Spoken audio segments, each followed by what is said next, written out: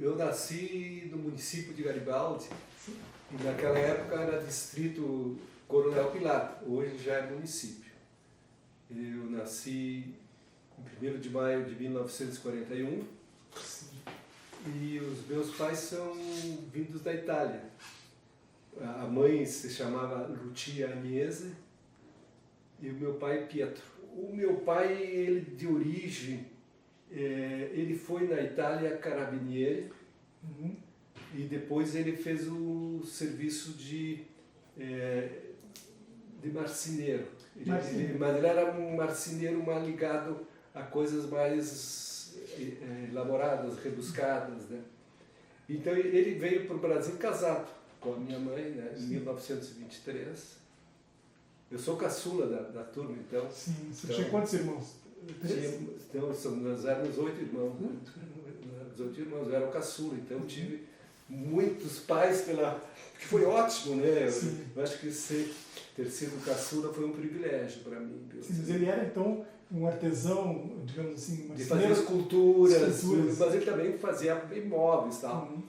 E isso possibilitou, ele, junto com isso, ele criou uma empresa. Meu pai depois foi empresário, ele tinha então uma indústria de fabricar móveis e tinha depois também semelhante assim, que vendia produtos para construção, tudo. Então ele chegou a ter um negócio bem importante. Com 4 anos eu vim do distrito de Coronel Pilar para a cidade de Garibaldi mesmo. E aonde então eu iniciei os meus primeiros estudos. Eu fiz o meu primário na escola Santa Inês, que era administrada pelas irmãs. Passei no admissão e fiz o ginásio no Colégio Santo Antônio. E depois disso eu vim a Porto Alegre. Eu vim a Porto Alegre, eu já tinha 2 irmãos, um estudando no científico daquela época e o outro estava terminando o curso de medicina, que foi o meu inspirador, exatamente ter um irmão mais velho, que conversando com ele, vendo a sua atividade, me motivou. E a partir daí, a medicina foi um objetivo. O científico eu fiz no Colégio Nossa Senhora das Dores. Foi um colégio muito bom. Eu tive professores excepcionais, talvez dos professores mais didáticos que eu tive até hoje, eu tive nessa época. Ali eu exerci alguma atividade estudantil, eu fui presidente do Grêmio Estudantil Dourense e depois fui também naquela época o chefe do serviço de pesquisas químicas. Nós tínhamos lá um departamento de pesquisas químicas e eu fui o presidente. Então, já naquela época, eu estava interessado assim, em pesquisa, me especializar. Mas também foi a minha única experiência de política estudantil. Me formei no científico em 1960, fiz vestibular em 61, no começo do ano seguinte, para a Universidade Federal do Rio Grande do Sul, que felizmente eu fui aprovado desde o início, então não precisei repetir o vestibular. É interessante que já nessa época o meu irmão médico clinicava e eu várias vezes eu dizia, eu quero assistir cirurgias tal, e ele dizia, não, primeiro tu tens que passar na faculdade, não vai te dedicar a outros assuntos, porque o importante na realidade era conseguir passar pelo vestibular. E também tem um episódio curioso, que o meu irmão trabalhava na Santa Casa, ele era otorrino e oftalmo, mas nessa ocasião ele estava no serviço de otorrino. Depois que eu soube, e naquela época a gente ia na faculdade e via a lista pendurada na parede, para ver o nome, tá? Foi uma alegria evidente, né? Chegar lá, uma aflição até chegar e uma alegria depois de ver o seu nome na lista dos que passaram. Aí, a primeira coisa, veja, que eu tive foi ir à Santa Casa, procurar o meu irmão, e ele estava operando. E aí eu cheguei lá na porta do bloco cirúrgico, eu disse, passei. E aí ele me disse, pode botar o avental aí e entra aqui comigo para assistir uma cirurgia. Então, veja que assim como as coisas foram se desenhando. Bom, durante a faculdade eu tinha muito interesse em medicina geral, cirurgia geral. Aliás, vamos dizer assim, não sei hoje, mas talvez no passado, a gente queria ser médico, quase que uma pessoa poderosa, assim, que fosse fazer grandes coisas. Então, eu pensei muito em fazer cirurgia geral, cirurgia cardiovascular, mas, ao mesmo tempo, pela facilidade de acompanhar meu irmão, eu fui me dedicando, naquela época, oftalmo e otorrinolaringologia, né? Então, paralelo a curso de medicina, que, por sinal, foi um curso muito bom, eu tinha experiência em cirurgia geral, tal.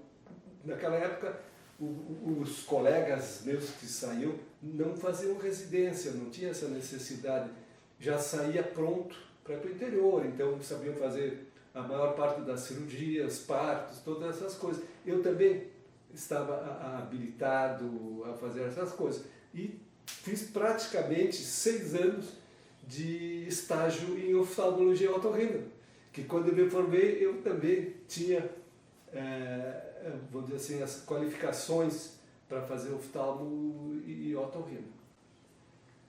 Durante o curso eu fiz concurso para o pronto-socorro, então eu fiz um ano como chamado interno bolsista, então foi durante o 5º ano, e no 6º ano eu também atuei como médico, que era naquela época o SANDU, não sei se eu já ouviram falar, que era o Serviço Domiciliar de Urgência Médica, né, que era o SANDU, que era uma parte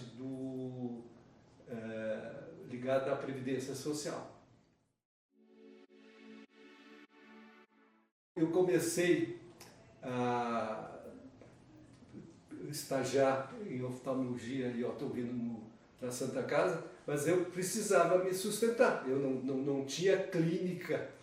Então, para me sustentar, eu fiz plantões de urgência médica. Eu trabalhei, existia na Cristóvão Colombo um pronto-socorro chamado Floresta, então eu fui plantonista durante uns 6 anos, né, no pronto-socorro Floresta. Então eu fazia plantões de 24 horas e atendia a medicina geral.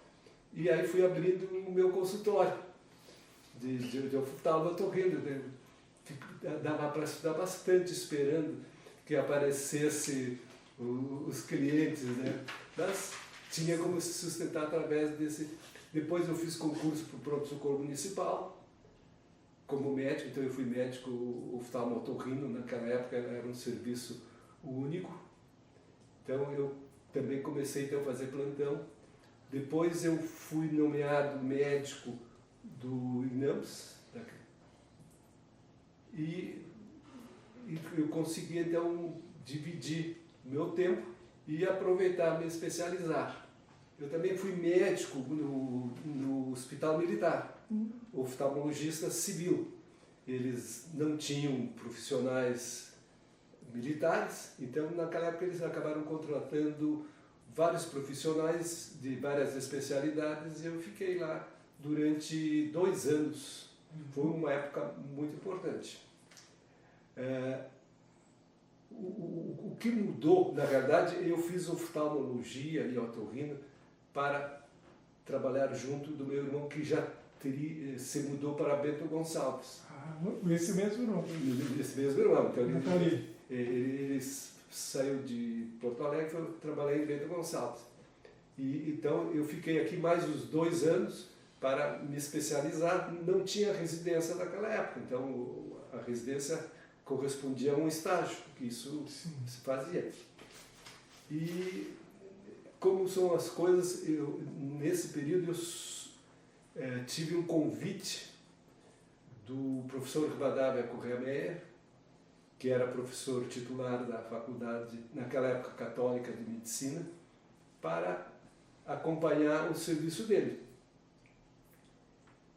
E acabei me entrosando no serviço e, ao mesmo tempo, abriu uma vaga para professor. Daquela época era professor convidado, não era remunerado. Então, em 1972, eu entrei como professor convidado, voluntário no caso, na então Faculdade Católica de Medicina, e trabalhando no grupo, que era o grupo Correia Meyer, era originário do professor Ivo Correia Meyer, que era um serviço tradicional, muito bom, muito completo. E isso acabou mudando a minha ideia de ir para o interior. De comum acordo, decidimos que eu ficaria em Porto Alegre e não iria mais ao interior. Essa decisão abriu todo um caminho universitário, de ensino, né? Em 1976 abriu um concurso público, então já era Fundação Faculdade Federal de Ciências Médicas, e eu fiz concurso como professor assistente, fui aprovado, então entrei já como professor na faculdade. E fiz toda a carreira, eu trabalhei durante praticamente 39 anos e meio, eu permaneci como professor e me aposentei quando, naquela época, atingi a idade de 70 anos, eu acabei me aposentando. Mas, nesse período, eu fui coordenador do primeiro serviço de residência médica e oftalmologia do sul do país. Eu fiz, posteriormente, mestrado e doutorado na Escola Paulista de Medicina. Depois eu defendi tese de livre docência, então na nossa faculdade, na Universidade Federal de Ciências da Saúde. E acabei sendo o chefe da disciplina durante muitos anos após a aposentadoria do Dr. Rivadavia. Isso foi em 1996 que eu exerci até a minha aposentadoria. Eu também fui, isso em 1993, eu fui convidado para ser chefe do serviço de oftalmologia da Santa Casa de Porto Alegre. Naquela época era o Dr. Polanzik, que também é um acadêmico, né? O nosso confrade, e eu exerci até 2008, que eu voluntariamente decidi que podia outras pessoas. Casualmente, eu tenho um filho que é médico oftalmologista, que também me acompanhou desde o começo. E ele, então... Alexandre, sim, ele então, participava já do serviço ativamente. Eu acho que também uma das aquisições minhas é ter entrado para a academia, né? E isso é importante, né? Foi um objetivo. Duas pessoas me estimularam muito, que era o Telmo Bonamigo e o José Carlos da Costa Gama. Eram amigos meus, assim, muito íntimos, muito afetivos, e eles me estimularam, eles que me motivaram. E o Dr. Costa Gama foi meu padrinho, né, na posse.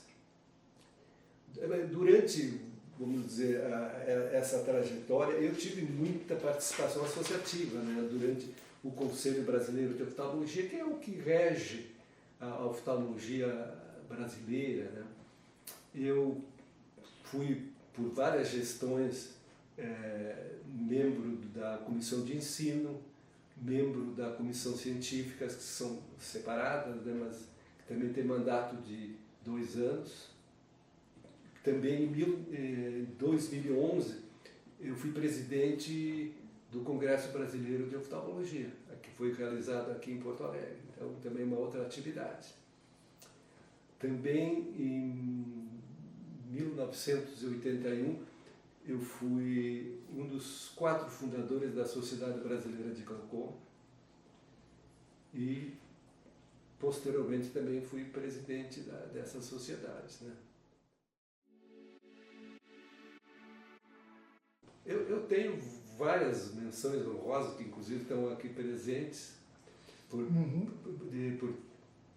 eu sou membro honorário do Conselho Brasileiro, da Santa Casa também, membro emérito da Santa Casa. Eu tenho vários livros, um sobre transplante de córnea, mas como coautor, né?